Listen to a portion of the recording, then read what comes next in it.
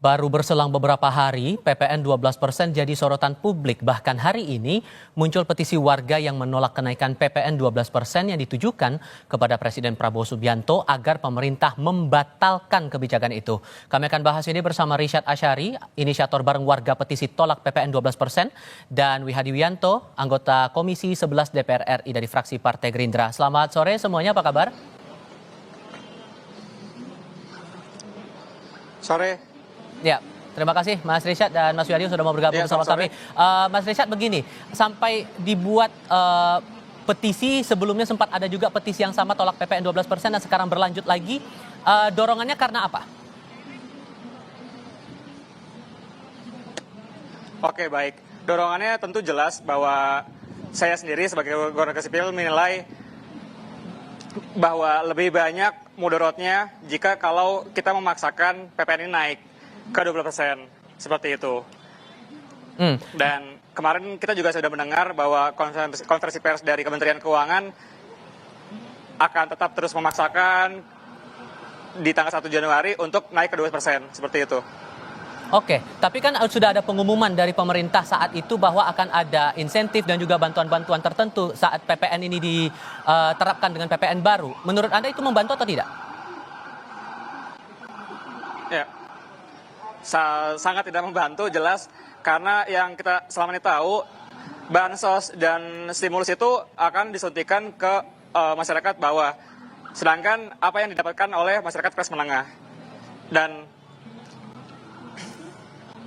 selanjutnya kita tahu ya, kayak kemarin hasil dari konversi pers Kementerian Keuangan, misalkan saya ambil satu contoh aja, minyak, ya kan, hanya minyak dengan merek minyak kita yang tidak naik ke 11%. Apakah mungkin minyak kita ini bisa menyuplai semua demand kebutuhan minyak buat warga Indonesia?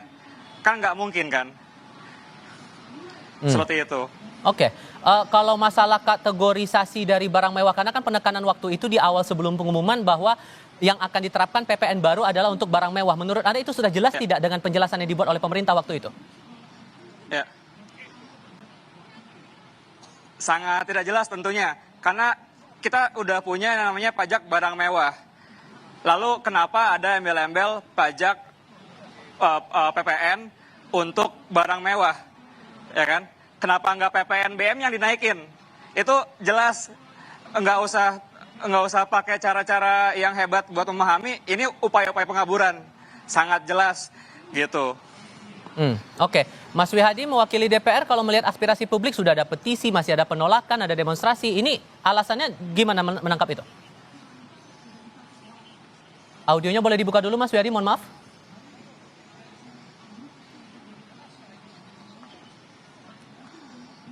Mas Wihadi?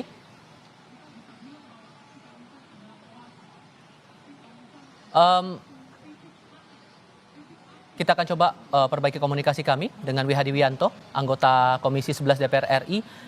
Mas Wihadi, boleh speaker Bluetooth-nya mungkin boleh dimatikan dulu biar kita bisa mendengar suara Mas Wihadi dengan jelas ya Mas ya?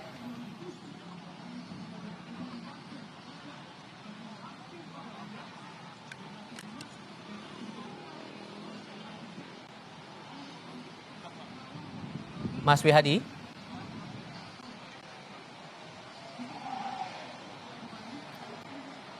Audio Bluetooth-nya mungkin bisa dinyalakan lagi Mas Wihadi?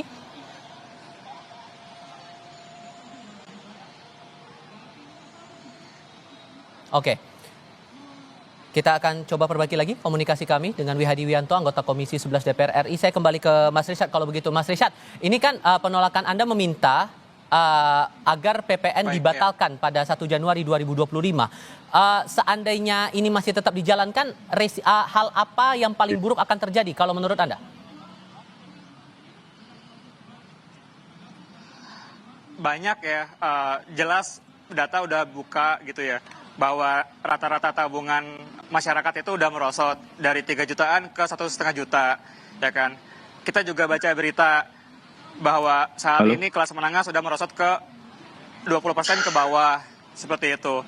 Dan saya rasa sangat nggak bijak gitu ya kalau dipaksakan, karena saya sendiri yang saya takuti adalah bahwa nanti ketika warga nggak bisa spending dan nggak punya uang untuk bisa belanja, saya takut jika kriminalitas itu akan naik gitu.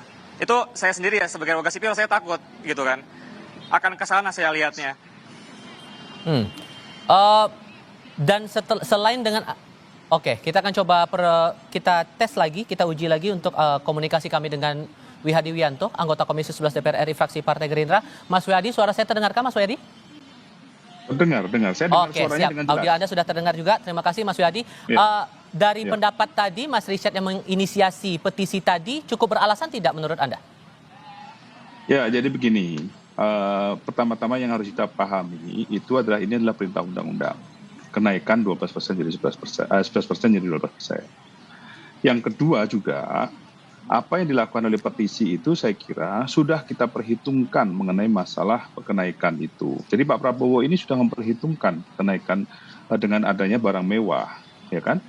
Barang mewah yang dimaksud itu adalah memang barang-barang yang dikonsumsi oleh kalangan menengah atas, bukan menengah bawah. Jadi menengah ini kan kita lihat kekhawatiran mengenai masalah tidak adanya kekhawatiran dari kalangan menengah itu sudah kita antisipasi.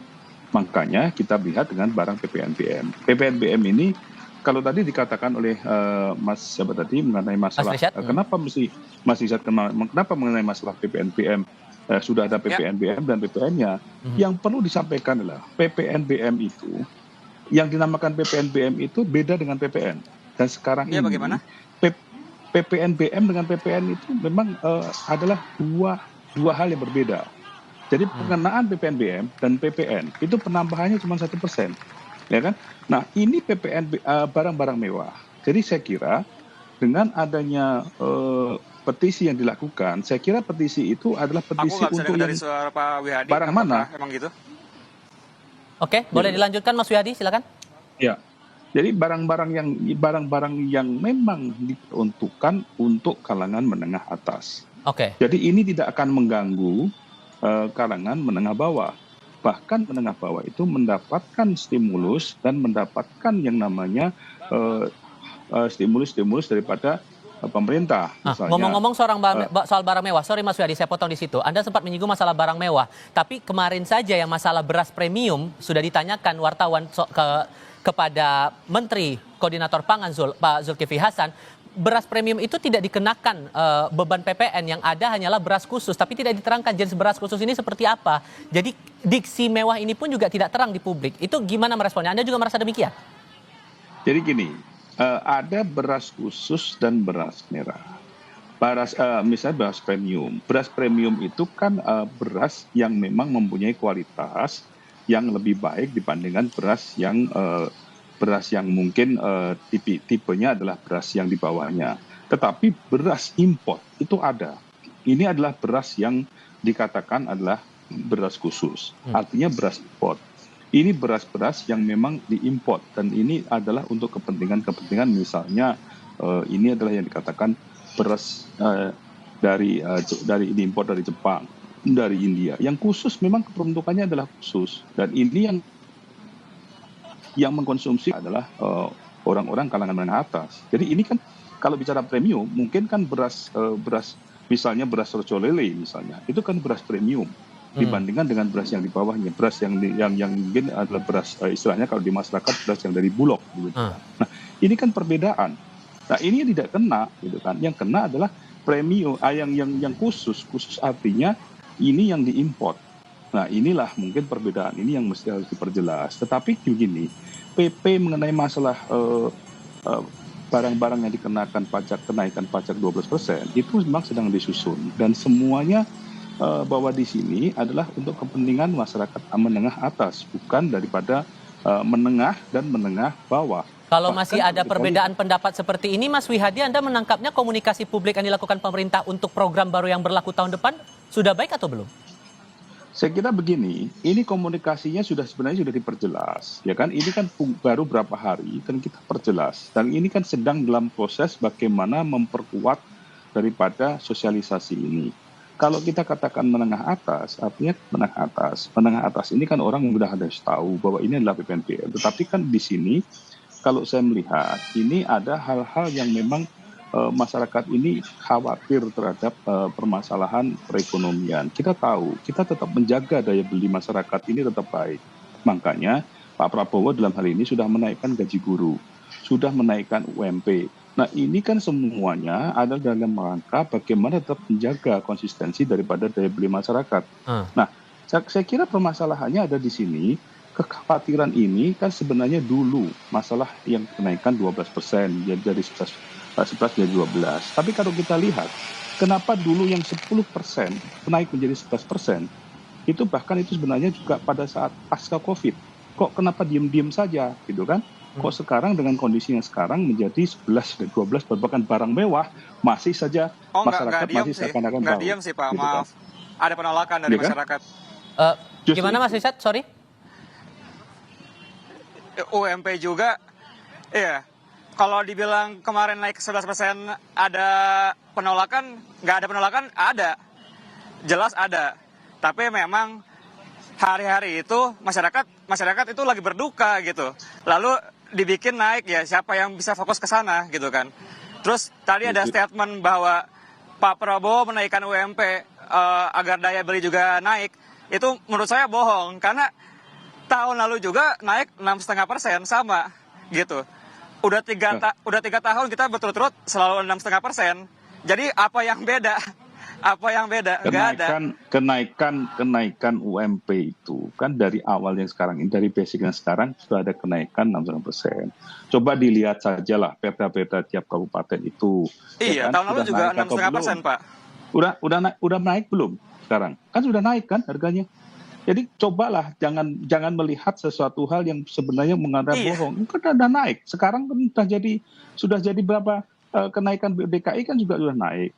Iya, Bekasi juga sudah naik. Kalau dari saya sendiri kan kita tahu bahwa kenaikan PPN 12% ini diatur peraturan dari 2021 gitu kan. Ya harusnya kita cek juga relevansinya dengan kondisi hari ini gitu.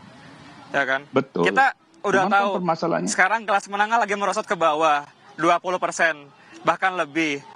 Tabungan rakyat itu turun Pak, dari 3,5 juta sekarang ke 1,5 juta, itu habis Pak, segitu Pak. Nah, dengan ada kekhawatiran seperti ini, sorry Mas Rizat, saya harus potong di situ. Dengan masih ada kekhawatiran seperti ini, gimana tuh Pak? Gini, jadi sebenarnya itu tidak perlu dikhawatirkan. Karena apa? Menengah tidak dikenakan dari kenaikan itu. Kenaikan itu hanya untuk kalangan atas. Sekarang permasalahannya, kalau yang misalnya bicara konsumsi. Ya, itu dia kan diksi yang dipakai sama Bapak yang ada di DPR. Mas Wiyadi untuk menjelaskan dulu. Upaya-upaya pengaburan supaya terlihat bahwa PPN 12% ini hanya untuk orang kalangan atas gitu. Padahal enggak. Itu saya baca itu. Saya nonton preskonnya bahwa minyak yang 11% hanya minyak kita. Mana mungkin minyak kita bisa supply semua produksinya buat semua warga? Nggak mungkin gitu. Oke, Mas Wiyadi. Dan hari ini saya cek juga harga udah naik. Udah naik harga minyak kita itu. Coba dibaca. Itu. Justru yang diturunkan itu adalah minyak kita. Yang minyak yang lain tetap. Jadi jangan teriak dulu dong. Terus kemudian kalau mengatakan diksi. Iya, betul. Mengenai masalah. Jadi minyak kitanya kan ditetapin ya kan, supaya seolah-olah minyak itu dengan merek minyak kita itu tetap 11%. Tapi apakah itu cukup untuk menyuplai buat orang-orang lain, buat semua warga negara memang cukup? Enggak kan? Jelas enggak kan? Oke, sekarang gini. Gitu. Saya harus tengahkan dulu. Ini kan masih ada perdebatan antara diksi pemerintah yang sudah diumumkan kemarin Mas Wihadi dengan suara publik yang terdengar sekarang. Apakah kemudian akan ada rencana juga dari DPR untuk coba meluruskan ini kepada pemerintah, cari clear dulu masalah aturan PPN 12% ini barang mewahnya kategorinya yang seperti apa? Apakah ada rencana itu? Sebentar, saya ngomong jangan dipotong dulu ya. Oke. Saya ngomong jangan dipotong dulu karena motongnya itu motong tidak pakai dasar, hanya motong begitu saja. Baik, saya kasih kesempatan Mas Wiyadi, silakan. Jadi yang dinamakan sekarang kita bicara tadi dikatakan minyak kita yang diturunkan, tetapi yang lain tetap, ya. Jadi artinya bahwa justru kita memberikan stimulus mengenai masalah minyak itu, ya kan? Terus kemudian kalau kita bicara seakan-akan kita ada diksi bahwa itu barang mewah. Pertanyaannya, kalau kalangan menengah yang dikatakan tadi dengan tabungan saat, misalnya sudah turun, apakah akan makan daging wagyu dan daging kopi? Ya kan? Kan itu kan memang kan yang dikenakan kan daging wagyu dan daging Kobe, bukan daging-daging untuk konsumsi masyarakat biasa, masyarakat bawah, masyarakat yang misalnya masyarakat yang menengah bawah. Itu kan tidak. Daging yang memang daging diimpor adalah untuk kepentingan peningkatan gizi, bukan daging Kobe, bukan daging wagyu. Jadi jangan melihat seakan-akan diksi ini seakan-akan kita menutup-nutupi. Tidak, kita benar-benar melihat bahwa ini adalah untuk barang-barang yang diimpor memakai barang mewah. Jadi itu jelas permasalahannya. Jadi ini yang perlu disampaikan, kita tidak perlu ngotot dulu, tidak perlu kita bicara dulu mengenai masalah permasalahan ini seakan-akan kita bohong, gitu kan. Tetapi kita lihat saja nanti. Ya kan, yang bohong siapa, yang memprovokasi masyarakat siapa, gitu kan. Tidak ada hal itu, ya kan, bahwa kita tetap memperhitungkan ini dan memberikan stimulus. Bahkan UMKM pun itu kita bebaskan PPN, ya kan. Jadi kemudian ini yang permasalahan yang memang harus dimengerti. Sebelum bicara harus mengerti dulu situasinya, peraturannya, gitu kan. Jadi saya kira itu saja, ya. Mas Risyad, kalau kemudian dari tuntutan teman-teman petisi ini ternyata tidak dipenuhi oleh pemerintah, langkah berikutnya akan bagaimana? Iya, saya jawab dulu ya. Tadi ada diksi barang mewah. Kan kita punya pajak barang mewah. Ya, PPNBM-nya aja yang dinaikin. Jangan PPN-nya gitu. Dan ya, saya tetap masih lihat, tadi saya dibilang provokasi ya. Enggak, kan saya baca data gitu kan. Saya ambil sampel paling gampang tadi minyak. Ya, minyak yang stay di 11% itu hanya minyak kita. Tapi kan nggak mungkin kita semua beli minyak kita. Itu kan nggak bisa mencukupi demand-nya untuk semua orang. Seperti itu kan. Dan apa yang perlu kita lakukan selanjutnya ya kita menuntut. Tadi hari ini kami sudah ke Setnek. Kita menyerahkan petisi dari warga. Sudah terhitung per hari ini ada 120.000 yang menandatangani dan akan terus bertambah. Dan ya kita akan terus kawal, kita akan terus tagih apa hasil dari kita ke Setnek dan ya ini bisa dilihat sudah diterima. Prosesnya sudah diterima dan sudah diproses ke Sekretariat Negara ya. Sorry, waktu kita sangat terbatas. Terima kasih Mas Risyad sudah mau berdiskusi bersama kami. Mas Wihadi mewakili DPR juga terima kasih sudah berdiskusi bersama kami. Selamat sore semuanya.